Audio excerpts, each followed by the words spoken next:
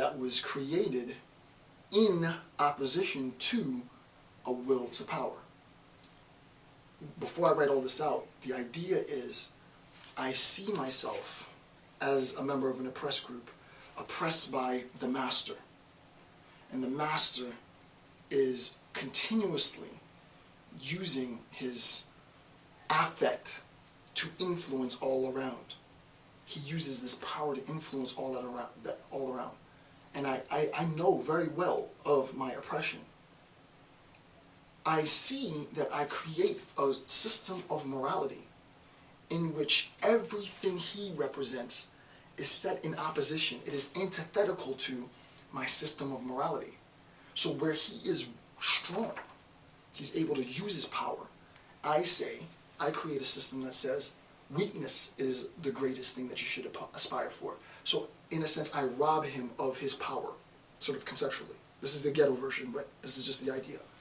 So where he is powerful, I say weakness is an advantage.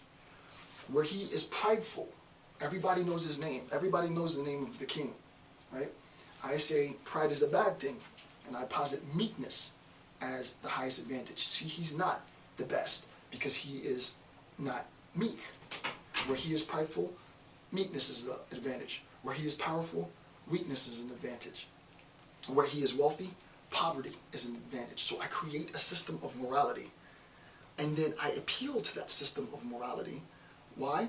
I set that system of morality in opposition to the thing that I was never able to put my finger on. And that is, according to Nietzsche, that individual's will to power.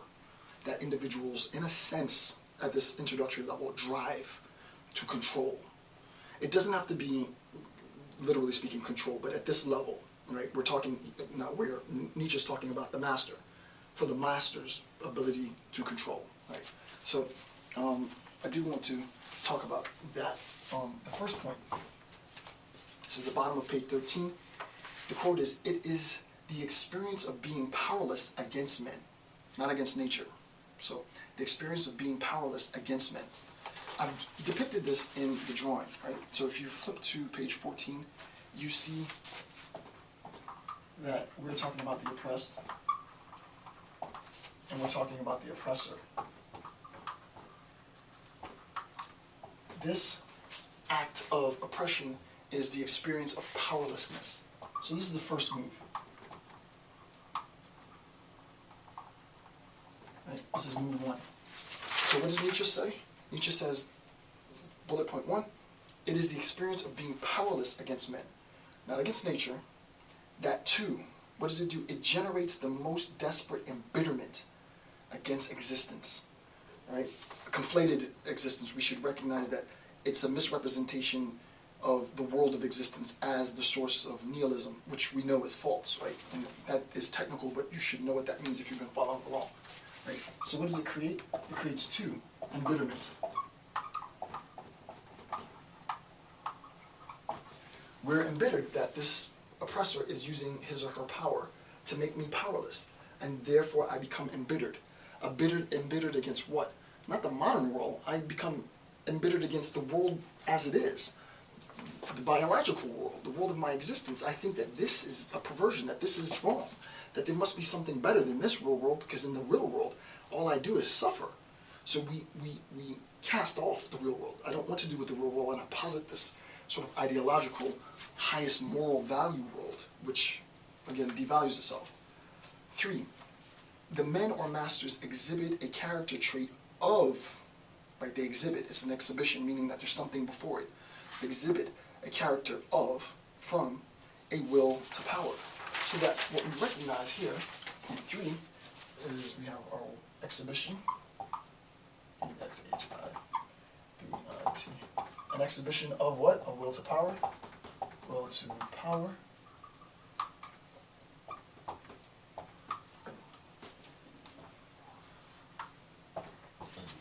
So in move 3, I recognize that this individual who is oppressing me and making me powerless is making me bitter against the world. And where is my bitterness directed towards? The characteristics that give him power, this will to power. All of the characteristics that influence, that affect his being, I create a system of morality in opposition to those characteristics, right? So number four then, on the top of page 14, right above the picture, thus, morality taught men to hate and despise this will to power. Right? So morality set, actually I want to change this color. Right? Morality is set, because this is very, very important. Morality is set in opposition to the will to power. Right? We create a system, morality, set deliberately in opposition to the characteristics listed here. So, just so that you understand, and I'm going to end on that point. I'm going to end on this point. Just so that you understand. I want to look for a good example. I am an oppressed person. I recognize that my master, he uses the term master, my master is the source of my powerlessness. My master is in control of a system that keeps me subservient. I am embittered because that system of domination is, as Nietzsche said, designed to maintain and increase control. This embitterment is directed towards the actual world of existence. I ended up, because of this power, abusive power to be technical, I come to despise this real world. This real world isn't a world of fairness. This real world, as I said before, is a world where might makes right. If you think it's not, you're going to get gobbled up. That's what justice really is. You can talk, Plato wouldn't agree with me, but Thrasymachus was right. Period. Right? Might makes, I'm a bit pessimistic, and feel free to argue with me on this point. But I do believe that might does make right. That's the world of existence, right? Those who have power determine and write history. There's always going to be a discourse and a dialectic between orthodoxy and heterodoxy, but orthodoxy is as such. We, as oppressed people, sort of become embittered with the real world, right? We misdirect it against the real world. And then we look for the characteristics, the powers that inform the attitudes, literally the characteristics that embolden our master. Our master is prideful. Our master is wealthy. Our master is highly intelligent. Our master is resourceful. Our master is, prideful and whatever.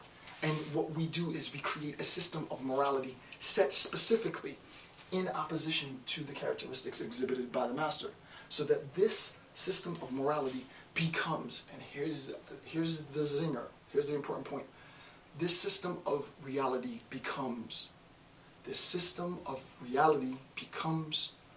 purely reactionary. It's not Nietzsche, that's me. I'll say it again. This system of morality becomes purely reactionary. The system is set in opposition to the characteristics of a will to power, and thus it is because of those characteristics that the moral system takes flight. And the implications for that will be huge. So hopefully that makes sense. I want to thank you for taking the time to watch my videos. I'm Dr. Jason J. Campbell. Have a good day.